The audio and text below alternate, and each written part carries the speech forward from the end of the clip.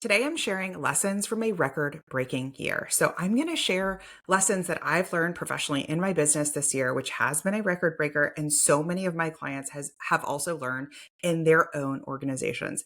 Many of them have experienced record breaking growth this year. And the truth is, if you only paid attention to the headlines this year, it would be so easy to believe that due to the economy, due to other outside circumstances, generosity was shrinking, inflation climbing, corporate layoffs, shrinking grant budgets, every sector talking about uncertainty, every sector talking about negativity, consumer confidence dipping, right? The story everywhere was people aren't giving. And yet, inside my world, which has thousands and thousands of podcast listeners, email subscribers, social followers, you'd see the opposite was happening. You'd see that my clients are experiencing some of the strongest fundraising campaigns they've ever had. Multiple organizations I work with have broken through revenue plateaus that have been held for years. We're seeing shorter, smarter digital campaigns outperforming those long, cyclical, kind of mundane campaigns that won't ever end. And many clients experiencing more major gifts this year than any other year before. So, how did this happen? What are the lessons from my own business, from my clients' organizations? That's what I put together in this episode. It's my reflection of what actually created that growth, that success. So, we're going to dig into 7 lessons from a year where everyone thought it would be hard and turned out to be a record breaker in growth, in funding, and in impact. How did we do it? What were all of those record breaking ways? So let's dig into lesson number 1. This is a good one. Headlines are loud. Donor behavior is quiet and generous. So this year was full of generosity is down think pieces. Lots of stats, lots of think pieces, lots of thought leaders, lots of water cooler talk, lots of Debbie Downer talk about how hard it is. I actually can think of 2 different circumstances. I ran into a nonprofit leader, and this leader was basically, I said, "How's it going? How's your world been?" And she gave me this response like, "Well, like we can all agree how hard it's been. It's been tough. It's been a tough year." And it was so interesting because she left no room, no crack of sunlight, no door open for the possibility that that's not true for everyone. And I think it's really important to just listen to this episode. And if you're one of the people who are like, "No, Christina, it's been really, really, really hard," this isn't an episode for you to feel worse. This is an episode for you to see the crack of sunlight that I'm cracking in, right? I'm like opening the curtains of like, oh, this other thing over here is happening. So like, come over here. So listen with that lens. So it's much easier for me to go find an article about how hard this year has been than it is to find an article about how amazing, how thriving, how game-changing this year has been for organizations. That's the internal data. Like the internal data is showing a completely different story than the external headlines. So inside campaigns, I'm actually seeing donors showed up bigger than ever, more than ever, faster than ever. They gave more when the messaging made sense. They gave faster when the ask was direct and not buried. They gave generously when they felt included and impacted in the work. E-commerce tells a similar story. So in 2025, this year, Black Friday sales rose 9.1%, 9.1% year over year.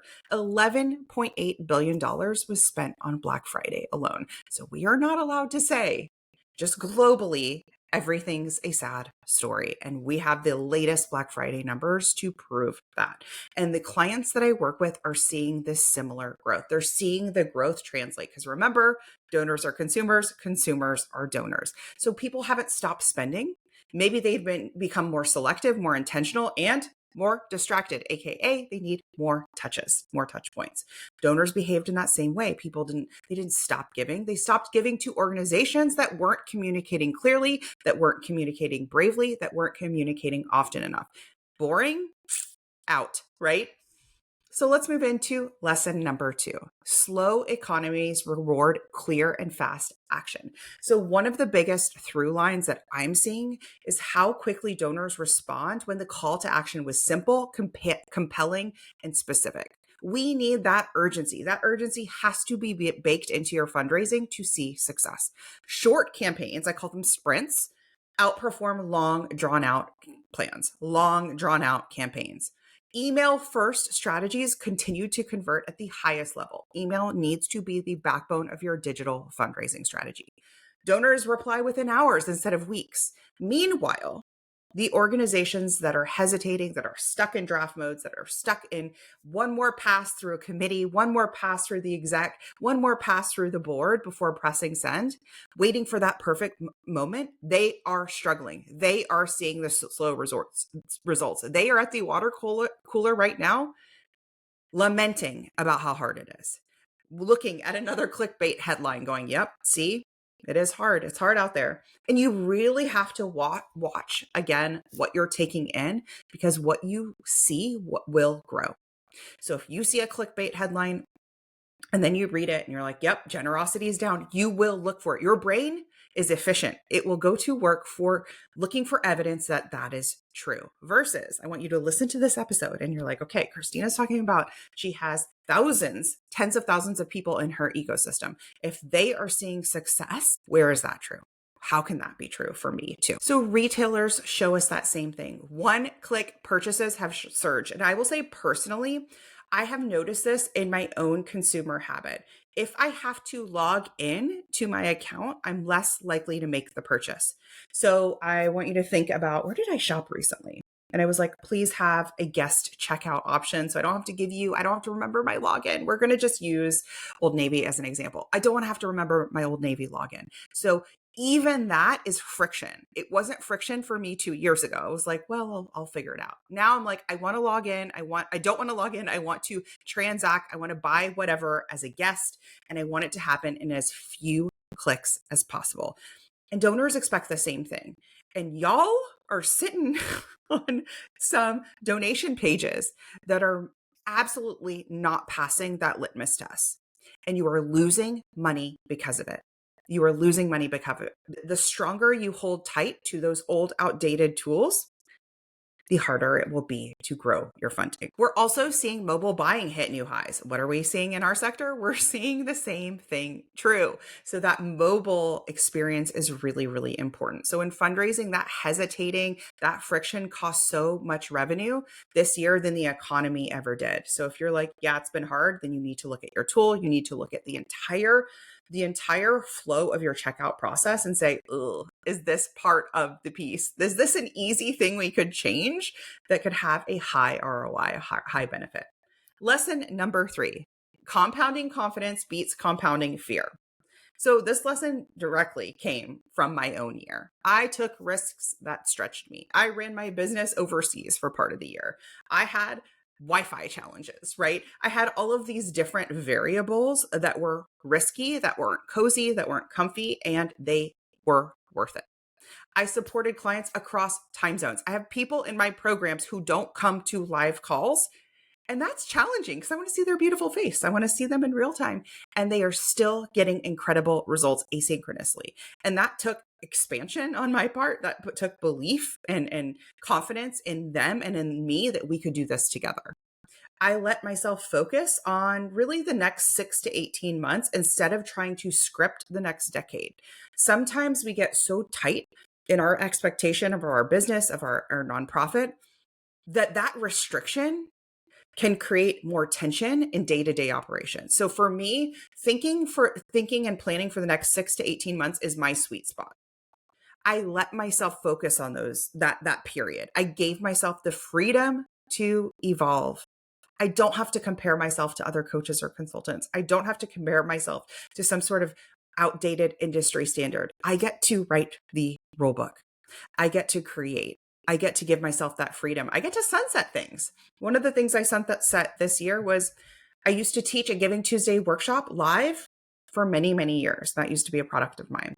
I gave myself the freedom that it wasn't going to be a priority product this year. Now, I had an offer to support people on Giving Tuesday, but it wasn't going to be a live workshop. And the result of that, what grew from there was my confidence. What grew from there was my trust in my own frameworks and my own systems, my willingness to bet on myself and my clients, my ability to act without needing every detail pre-planned. I saw the same thing play out with the leaders that I coach, the ones who took courageous and perfect action rather than waiting for permission, rather than waiting for everybody's, yeah, that's a great idea, buy-in and approval, were the ones who broke through those fundraising plateaus. That fear compounds when you wait, and the confidence compounds when you move. It compounds in your action. That action creates that momentum. Lesson number 4 is such an essential lesson. It might be my favorite one, I'm not sure, in this episode. And it's this, like, it ain't over till it's over. It ain't over till it's over. Many, many years ago, I remember I learned from one of my coaches in running an online business this philosophy, and it's one that stuck with me because in my world, I do a lot of live launching, right? And so we'll have like cart close at a certain day and time. And I remember she would say, keep your energy up and keep your belief up, because you will see the most oftentimes sales come in that last day and even in those final hours.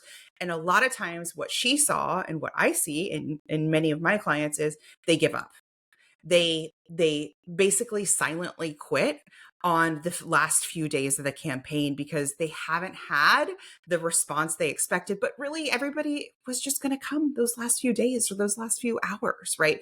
So those final weeks of the year for you, that's December, still carry the most revenue. Every year I say this, every year the data confirms it again. The last week of December, post-Christmas, is still one of the strongest fundraising windows of the entire year. December 31st continues to be one of the biggest giving days. It ain't over till it's over. It mirrors retail behavior too. Late December, retail spending hit highs, right? Highs every year. We see that actually. It's like counterintuitive. No, people won't spend after Christmas. Wrong. People make those emotional decisions late in the season. They start buying for things they might need in the future year, right? They wait for that moment, not the moment you think they should have given, you think they should have donated, right? And when you have that belief and when you channel that momentum, if it ain't over till it's over, that will be the force between you hitting your campaign goal and you not hitting your campaign goal. And the reason why I love this lesson so much is because when you run your spring campaign, which let's say is, March 1st through March 10th, I want you to remember this. It ain't over till it's over. So on March 9th and March 10th, you are hitting it with the energy of day one, with that energy of it's happening, it's done, we hit our goal. That is going to carry your revenue growth when you have that belief baked in. And that is the belief that I've had baked in my own launches this year is I don't worry about day 1 or day 3 of a certain sales cycle or a certain enrollment cycle, because I know I'm going to hit my goal, and I carry that energy throughout, and it makes the entire process a lot more enjoyable and a lot more possible that I do end up hitting my goals. Okay. Lesson number 5. Big risks lead to big rewards. This may make some people nervous. This may make some board members or some leaders a little nervous. Like, we're not allowed to take big risks. Come on, be sensible, Christina. But across the board, the biggest revenue jumps came from leaders willing to try something different. Some launched short campaigns instead of long cultivation cycles. Some ditched the gala. Some reconnect with donors they had avoided for years because they said to themselves, I've already tried. That donor is done, dusted, lapsed, gone, goodbye. No. Some activated new partnerships or ambassadors using the social street team method that we teach inside the club. Some sent more emails than they really felt comfortable with, and it worked to the tune of 9x over their last campaign. 9x more funding raised. Some stopped waiting on committees and moved ahead with aligned decisions. If you're the executive director of your organization, it is time for you to step in to your CEO energy and step out of asking mom and dad for approval. Your board's job is not to approve every dotted I and crossed T. That is not their job. Go look into their job. Go listen to our board dynamics episode with the late, great Sabrina Walker Hernandez. She will walk you through that. But you should be stepping into your fundraiser, your CEO energy, taking those big risks. I took those big risks too this year, and every single one of them paid off. This year reinforced what I deeply believe, which is that playing it small doesn't keep you safe. It keeps you stuck. Growth always asks for courage and not caution. So where can you step into that courageousness in these final few weeks of the year? Lesson number 6, clarity in your messaging attracts superfans and critics. Yes, critics. This was a year of deep clarity and courage in my messaging. And I got sharper about who I served, the stories I tell, what I stand for, what I don't stand for. And with that clarity in my messaging came more super fans, more people who were like, oh my gosh, I've been listening to the podcast, or, I've been on your email list, or this is exactly what I need. Thank you so much. I cannot wait. Like, I would get people who joined my programs who were like, hell yes, so excited. And I also got more critics this year, by far and away. More naysayers, more Debbie Downers, more, hey, just so you know, type energy, more mansplaining, more just rudeness, more pushback, more people on emails and DMs and webinars, just weigh in, give me their 2 cents when I didn't ask for it. There's a joke, I don't know who to attribute it to, which is, this isn't an airport. You don't need to announce your departures here. And I got a lot of people who were like, I feel a certain way. I ruffled some feathers. They announced their departure. And it's because I had a lot of old school fundraisers, a lot of old school leaders kind of project the frustration or discomfort. They felt like this cognitive dissonance of what I'm teaching challenges their identity and norms, right? And it's hard when you're like, wait, I've always been doing this thing over here, and what you're saying is totally different. That's not okay. As they're like typing into the, post, right? Like kind of angrily stomping on the keys, right? And it doesn't feel good when criticism, like when you receive criticism, but I no longer mistake it for truth. And that's the difference, is I actually expanded my capacity to hear someone disagree with me. It doesn't feel good. It's not great. And it's not like a day ruiner. It's okay. Actually had multiple times where I would pick my kids up from school and I share the good. I share the good. And I would also share the bad of like, yeah, I kind of like a mean email today. And I would talk to them about that and like what that's like and why that's okay and why that's part of this and how I handled it. And it ended up being like me letting them in to a window of the business that is part of it. That is the currency to my success, is I'm going to have people who are like, hell yes, which means I'm going to have people who are hell no. And that's true for you too. You're going to have donors who are like hyper excited and just hyper connected to you. And you should have super fans. And you're going to have people who are like, oh, like, I don't think you should send another email about this. I think you should fundraise once a year. I think you should do your gala, right? You're going to have people that disagree with you. And just because they disagree with you doesn't mean that's right. You're in your business, you're in your organization, not them. So it's having the filter to go, is this just somebody venting, or is this like criticism worth, I want to receive and kind of reevaluate? So someone having a bad day might aim it at the nearest target. And for a lot of the criticism I received, I was like, okay, this is just somebody who's like having an outsized reaction as if they got like cut off in traffic or something. And this isn't personal at all. They had a bad day. They're taking it out on me. And I'm going to exit them from my world, because something that's really important to me is, if you're in my world, this is a place where we have mutual respect, we have mutual kind of understanding, and that's okay. Like, and so not everyone should stay in your world. And the same is true for your audience of followers, donors, subscribers, just your full ecosystem. And if I could sum it up here, I would say that criticism doesn't mean you're doing something wrong. It's just the cost of being visible. And visible is essential to your organization's growth. You have to be visible if you want to help more people, more communities. Lesson number 7 dovetails perfectly into this. Growth means people will leave and more people will come. This is a big one. And this is one that can be like hard to really reconcile, hard to really fully see. As a lifelong entrepreneur, I have so many memories of clients coming and going, especially when I had my agency, and clients going would be painful, right? Everybody's supposed to stay forever. Wrong, right? That's just our kind of wiring is, it feels terrible to have somebody go because it feels like rejection. But the truth is, some people will leave, some people will go, lots of people will come, some people will come back. And that's all part of it. That's all part of it. So for me, this is one of my biggest learnings as my work grew, as my impact and my business grew this year. Some people drifted out of my orbit, and that's okay. Some people had different priorities. Some people weren't fully aligned, right? With that next chapter. Some people wanted to work with me in a different way than I offer now. And that's okay. Some people came back. I had somebody email me today. They emailed me and it's been over 20 months. They even joked. They're like, I think it's been 20 months since I last reached out. Let's talk. Right?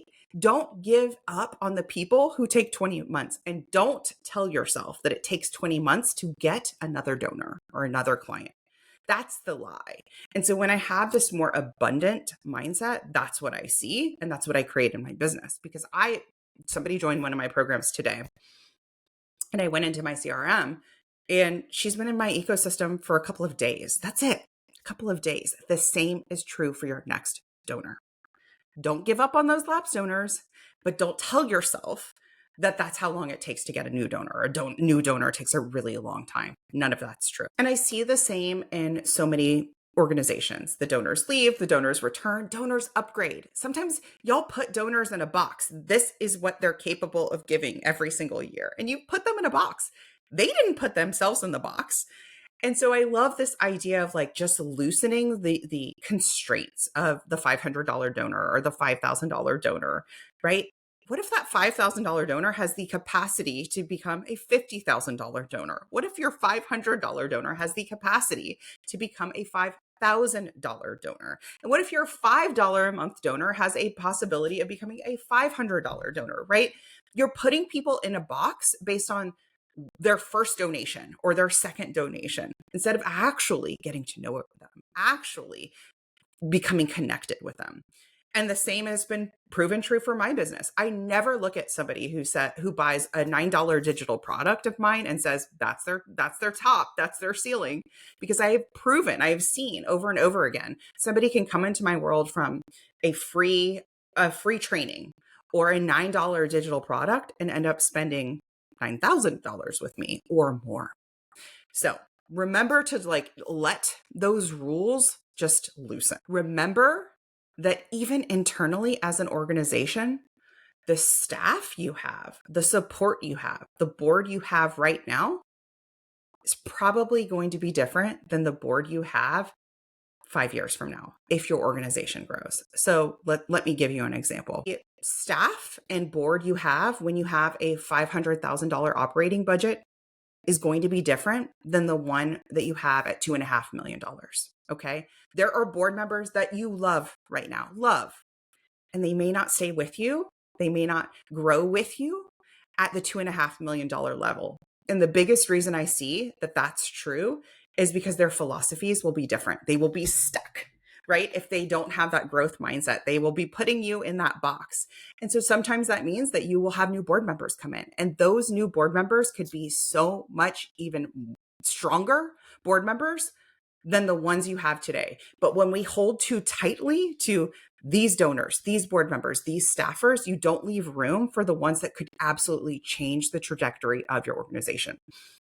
Internally, I've seen the same thing. I've seen the same thing happen where I'm like, well, if I don't have this internal support, I'm going to be in trouble. Or what am I going to do without so-and-so if they've left my organization, maybe a certain support person inside my organization. And I learned this from another one of my coaches where it's like this or something better, which is actually a manifestation tool of, there could be so many possibilities of people who can help me in my business I haven't even dreamt up yet.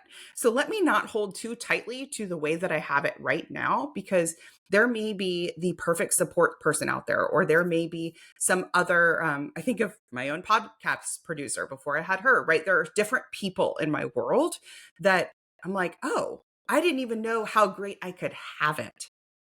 And you're over here going, it has to be this board, or it has to be this staff, or this one thing. No, it's like, let yourself grow, because startups do the same thing. We often see startups iterate. We see them have different support, different marketing, different internal board, right? Things like that. And so that growth kind of rearranges the room, and that can be a good thing.